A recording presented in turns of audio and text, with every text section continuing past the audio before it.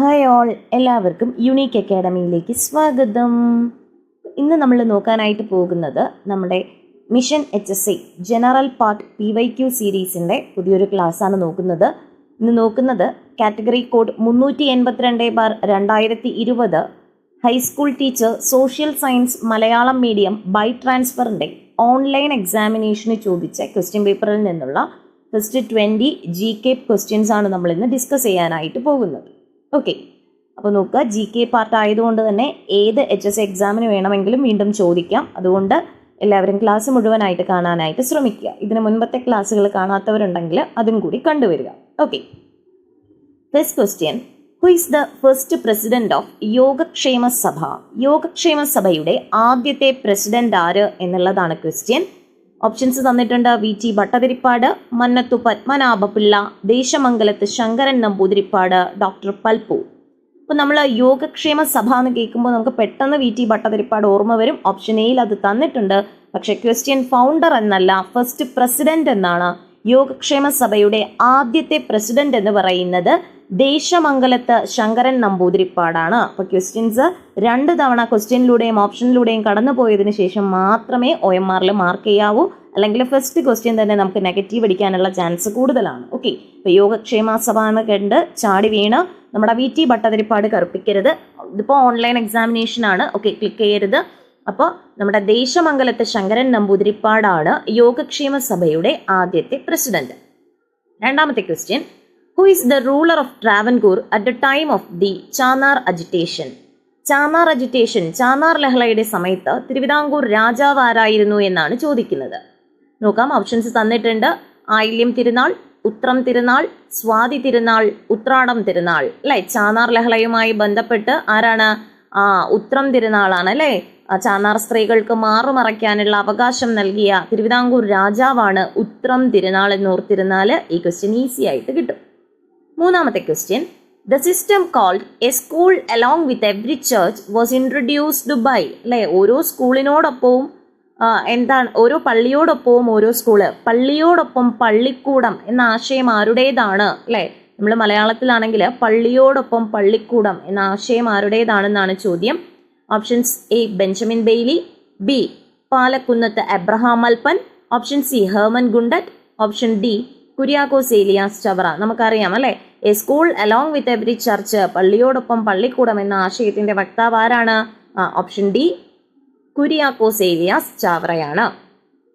നാലാമത്തെ question, the work of G Sankara Kurup won the Kerala Sahitya Akademi award in 1961 and കേന്ദ്ര സാഹിത്യ Akademi award 1963. അല്ലേ, G ശങ്കരക്കുറുപ്പിന്റെ ഏതോ ഒരു വർക്കിനെ പറ്റിയാണ് ചോദിക്കുന്നത്. ആ വർക്കിന് 1961 കേരള സാഹിത്യ അക്കാദമി പുരസ്കാരവും 1963 കേന്ദ്ര സാഹിത്യ അക്കാദമി പുരസ്കാരവും ലഭിച്ചിട്ടുണ്ട് എന്ന് പറയുന്നു. ഓപ്ഷൻസ് നോക്കാം: പതികന്റെ പാട്ട്, ഓടക്കുഴൽ, ചെങ്കതിരുകൾ, വിശ്വദർശനം. ഓക്കെ, വിശ്വദർശനം. അപ്പൊ ഏതാണ് ഓപ്ഷൻ? വിശ്വദർശനമാണ്. G ശങ്കരക്കുറുപ്പിന്റെ വിശ്വദർശനം എന്ന വർക്കിനാണ് 1961 കേരള സാഹിത്യ അക്കാദമി പുരസ്കാരവും 1963 കേന്ദ്ര സാഹിത്യ അക്കാദമി പുരസ്കാരവും കിട്ടുന്നത്. അപ്പോൾ വിശ്വദർശനമാണ് ഉത്തരം. അടുത്ത question, who is the first woman lawyer in Kerala? കേരളത്തിലെ ആദ്യത്തെ വിമൺ ലോയർ ആരാണ്? വനിതാ നിയമകാരി ആരാണ് എന്നാണ് ചോദിക്കുന്നത്. ആരാണ്? അന്ന ചാണ്ടി ഉണ്ട്, ഫാത്തിമ ബീവി ഉണ്ട്, KK ഉഷ, ലീല സേത്ത്. ആരാണ്? ഓപ്ഷൻ എ അന്ന ചാണ്ടിയാണ് first woman lawyer in Kerala. First woman lawyer in Kerala ആരാണ്? അന്ന ചാണ്ടിയാണ്. ഓക്കെ, അടുത്ത question, from which country did India borrow the idea of fundamental rights? India fundamental rights, മൗലിക അവകാശം എന്ന ആശയം ഏത് രാജ്യത്ത് നിന്നാണ് കടം കൊണ്ടിരിക്കുന്നത്? Options: Ireland, Canada, Britain, USA. ഏതാണ്? Option D USA. അമേരിക്കയിൽ നിന്നുമാണ് ഇന്ത്യ മൗലിക അവകാശങ്ങൾ അല്ലെങ്കിൽ ഫണ്ടമെന്റൽ റൈറ്റ്സ് എന്ന ആശയം കടം കൊണ്ടിരിക്കുന്നത്. Then question number 7, which of the following act is covered under the elements of directive principle? Directive പ്രിൻസിപ്പിളിന്റെ കീഴിൽ വരുന്ന ഏതൊക്കെയാണ് ആക്ട് ഏതൊക്കെയാണെന്നാണ് ചോദിക്കുന്നത്. ഓപ്ഷൻസ് നമുക്ക് വായിക്കാം. Option A, all citizens have the right to get equal opportunities for livelihood. Option B equal pay for equal work for men and woman. Option C ban on the slaughter of cow, calves and other milch and draught cattle. Option D all of the above.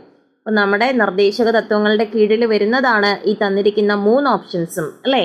All citizens have the right to get equal opportunities for livelihood. എല്ലാവർക്കും തൊഴിലിന് ഒരേ അവസരം ലഭിക്കുന്നു. അതുപോലെ equal payment ആണ്.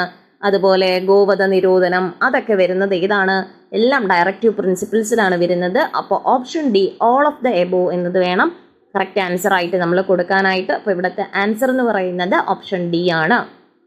അടുത്ത question, what can be the maximum strength of members in the state legislature? State ലെജിസ്ലേച്ചറിലെ maximum number of അംഗസംഖ്യ എത്രയാണ് എന്നാണ് ചോദിക്കുന്നത്. ഓപ്ഷൻ എ 450 ഉണ്ട്, option B 552, option C 500, option D 600.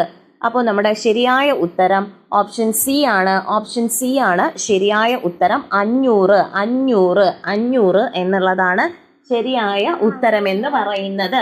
Okay, അടുത്ത ക്വസ്റ്റ്യൻ എന്ന് പറയുന്നത്, how many times have the financial emergency imposed in India? ഇന്ത്യയിൽ എത്ര തവണ സാമ്പത്തിക അടിയന്തരാവസ്ഥ പുറപ്പെടുവിച്ചിട്ടുണ്ട് എന്നാണ് ചോദിക്കുന്നത്.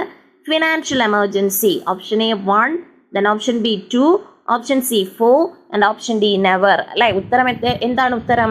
ഓപ്ഷൻ ഡി നെവർ അല്ലെ. ഇന്ത്യയിൽ ഇതുവരെയും ഫിനാൻഷ്യൽ എമർജൻസി പുറപ്പെടുവിച്ചിട്ടില്ല. സാമ്പത്തിക അടിയന്തരാവസ്ഥ ഇന്ത്യയിൽ ഇതുവരെ എന്ത് ചെയ്തിട്ടില്ല? പുറപ്പെടുവിച്ചിട്ടില്ല എന്നുള്ളതാണ് ശരിയായ ഉത്തരം. Then question number 10, in the Indian constitution fundamental duties are given in which article? Indian ഭരണഘടനയിൽ ഫണ്ടമെന്റൽ ഡ്യൂട്ടീസ് അല്ലെ, മൗലിക കർത്തവ്യങ്ങൾ ഏത് ആർട്ടിക്കിളിലാണ് പറഞ്ഞിരിക്കുന്നത്? Article 51A, article 19, article 12 to 35, article 36 to 50. അപ്പോൾ ഫണ്ടമെന്റൽ ഡ്യൂട്ടീസ് മൗലിക കർത്തവ്യങ്ങൾ ഏതിലാണ്? ആർട്ടിക്കിൾ 51A ആണ് അല്ലെ. ആർട്ടിക്കിൾ 51Aയിലാണ് ഫണ്ടമെന്റൽ ഡ്യൂട്ടീസിനെ പറ്റി പരാമർശിച്ചിരിക്കുന്നത്. അടുത്ത question, which parts of the blood can be ട്രാൻസ്ഫ്യൂസ്ഡ്?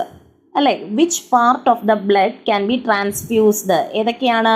Red blood cells ഉണ്ട്, പ്ലാറ്റ്ലെറ്റ്സ് ഉണ്ട്, ഹോൾ ബ്ലഡ് ഉണ്ട്, ഓൾ ഓഫ് ദ എബോ. എല്ലാം നമുക്ക് എന്ത് ചെയ്യാൻ പറ്റും? ബ്ലഡിലെ ഈ തന്നിരിക്കുന്ന 3 പാർട്ട് നമുക്ക് ട്രാൻസ്ഫ്യൂസ് ചെയ്യാനായിട്ട് പറ്റും. ഓക്കെ, അപ്പം അതിൻ്റെ ശരിയായ ഉത്തരം എന്ന് പറയുന്നത് option D all of the above ആണ്. Option D all of the above. അടുത്ത question, who is known as the father of Indian green revolution? Indian ഹരിത വിപ്ലവത്തിന്റെ പിതാവാര്? ഓപ്ഷൻ എ MS സ്വാമിനാഥൻ അല്ലെ. ബാക്കി ഓപ്ഷൻസ് നമുക്ക് വായിക്കേണ്ട അല്ലെ, നമുക്കറിയാം.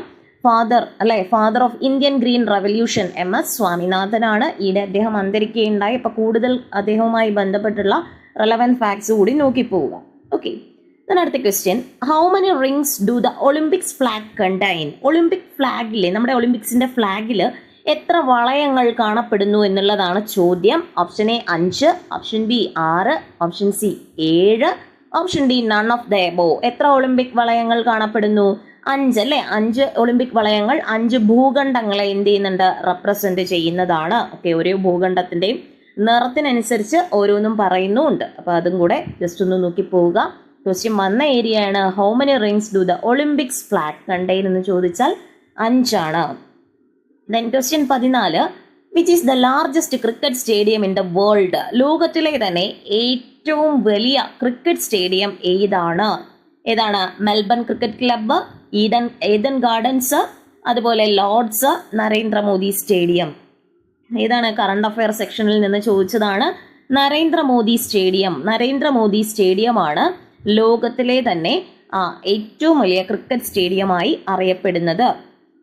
Then, in which state statue of unity located? Statue of unity ഏത് സ്റ്റേറ്റിലാണെന്ന് ചോദിക്കുന്നുണ്ട്. മധ്യപ്രദേശ്, ഗുജറാത്ത്, രാജസ്ഥാൻ, മഹാരാഷ്ട്ര. ഉത്തരം ഏതാണ്? ഗുജറാത്ത് ആണ് കേട്ടോ. Gujarat. Okay, statue of unity എവിടെയാണ്? ഗുജറാത്തിലാണ്.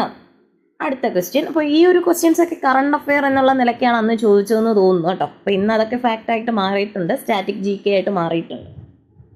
ദെൻ അടുത്ത ക്വസ്റ്റ്യൻ വരുന്നത് നമ്മുടെ പെഡഗോജി മെത്തഡോളജി പാർട്ടിൽ നിന്നുമാണ് വരുന്നത്. സൈക്കോളജി പോർഷനിൽ നിന്നൊക്കെ വരുന്ന ക്വസ്റ്റ്യൻസ് ആണ്. ബാക്കി 4 ക്വസ്റ്റ്യൻ എന്ന് പറയുന്നത് നമുക്ക് നോക്കാം.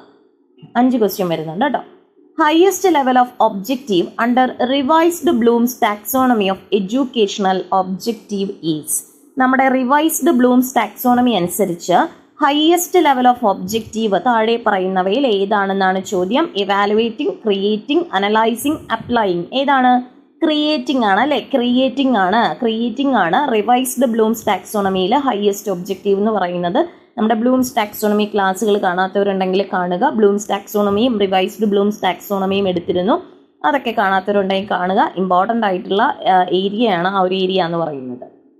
Then learning AIDS are used mainly four. Learning aids എന്തിനാണ് യൂസ് ചെയ്യുന്നതെന്നാണ് ക്വസ്റ്റ്യൻ. ഒന്ന് ഓപ്ഷൻ എ പറയുന്നത് novelty, option B making abstract ideas concrete, option C completion of topic, option D engaging the free time of students. ഈ ഒരു പോർഷനിൽ നിന്നുള്ള questions വരുമ്പോൾ most suitable ആയിട്ടുള്ളതാണ് തിരഞ്ഞെടുക്കേണ്ടത്. നമ്മൾ ഓപ്ഷൻ വായിക്കുമ്പോൾ എല്ലാം ശരിയാണല്ലോ എന്ന് തോന്നും. എന്നാലും തമ്മിൽ ഭേദം തൊമ്മൻ എന്നുള്ള രീതിക്ക് ഏറ്റവും തന്നിരിക്കുന്ന 4-ൽ നിന്നും ഏറ്റവും ഉചിതമായത് തിരഞ്ഞെടുക്കുക. അപ്പോൾ ഇതിൽ ഈ ഒരു ഓപ്ഷനിൽ ഏറ്റവും ഉചിതമായത് മേക്കിംഗ് അബ്സ്ട്രാക്ട് ഐഡിയാസ് കോൺക്രീറ്റ് അല്ലേ. ലേണിംഗ് എയ്ഡ്സ് എന്തിനാണ് യൂസ് ചെയ്യുന്നത്? അബ്സ്ട്രാക്റ്റ് ആയിട്ടുള്ള ഐഡിയാസ് കുട്ടികളുടെ മുന്നിൽ കാണിക്കാൻ, കോൺക്രീറ്റ് ആയിട്ട് കാണിക്കാൻ വേണ്ടിയിട്ടാണ് നമ്മൾ ലേണിംഗ് എയ്ഡ്സ് യൂസ് ചെയ്യുന്നത്. ദെൻ അടുത്ത question, for knowing the learning gaps of students teachers have to conduct. കുട്ടികളുടെ ലേണിംഗ് ഗ്യാപ്പ് കണ്ടുപിടിക്കാൻ ടീച്ചർ എന്താണ് നടത്തേണ്ടത് എന്നാണ് ചോദിക്കുന്നത്. കുട്ടികൾക്ക് എവിടെയാണ് അവരുടെ പഠനത്തിൽ വിള്ളൽ വന്നത് എന്ന് കണ്ടെത്താൻ നമ്മൾ ഏത് ടെസ്റ്റാണ് ഉപയോഗിക്കുന്നത്? ഓപ്ഷൻസ് വായിക്കാം. Diagnostic test, achievement test, prognostic test, attitude test. അപ്പോൾ ലേണിംഗ് ഡിഫിക്കൽട്ടീസ്, ലേണിംഗ് ഗ്യാപ്പ് ഇതൊക്കെ കണ്ടെത്താൻ നമ്മൾ യൂസ് ചെയ്യുന്നത് എന്താണ്? ഡയഗ്നോസ്റ്റിക് ടെസ്റ്റ് ആണ്. ഓക്കെ, അപ്പോൾ ഓപ്ഷൻ എ ആണ് ശരിയായ ഉത്തരം. ദെൻ 19ാമത്തെ question, the 6 stages of project method in teaching of mathematics are given as follows. കണ്ടോ, മാത്തമാറ്റിക്സിലെ ക്വസ്റ്റ്യൻ ആണ് സോഷ്യൽ സയൻസിന് ചോദിച്ചിരിക്കുന്നത്. ഇപ്പോൾ ജനറൽ പാർട്ട് എല്ലാ സബ്ജക്റ്റിൻ്റെയും നോക്കി പോകേണ്ടത് അത്യാവശ്യമാണ്. ഇത് മുൻപ് ചിലപ്പോൾ മാത്സിന് ചോദിച്ച ക്വസ്റ്റ്യൻ ആയിരിക്കാം, അതിൽ നിന്നും ഡയറക്റ്റ് കോപ്പി പേസ്റ്റ് ചെയ്തതായിരിക്കാം. Okay, the 6 stages of project method in teaching of mathematics are given as follows. നമുക്ക് നോക്കാം. choosing the project, executing the project, providing a situation, planning the project, recording the project, evaluating the project. Which alternative shows the correct sequential order of the above stages? അപ്പോൾ 6 stages തന്നിട്ടുണ്ട്. ഇതിൽ ശരിയായ stage ഏതാണെന്ന് ചോദിക്കുന്നു. Option C ആണ് ശരിയായ stage. ആദ്യം വരുന്നത് എന്താണ്? നമ്മളൊരു പ്രൊജക്റ്റ് തയ്യാറാക്കണമെങ്കിൽ ആദ്യം എന്ത് ചെയ്യണം? Providing A situation. ഒരു സിറ്റുവേഷൻ നമുക്ക് കിട്ടണം അല്ലേ? സിറ്റുവേഷൻ കിട്ടണം. Then choosing the project. നമ്മൾ എന്ത് ചെയ്യുന്നു? പ്രൊജക്റ്റ് ചൂസ് ചെയ്യുന്നു. അടുത്ത് എന്ത് ചെയ്യുന്നു? Planning the project. പ്രൊജക്റ്റ് എന്ത് ചെയ്യുന്നു? പ്ലാൻ ചെയ്യുന്നു. Then executing the project. Execute ചെയ്യുന്നു. ആ പ്രോജക്റ്റ് എക്സിക്യൂട്ട് ചെയ്യുന്നു.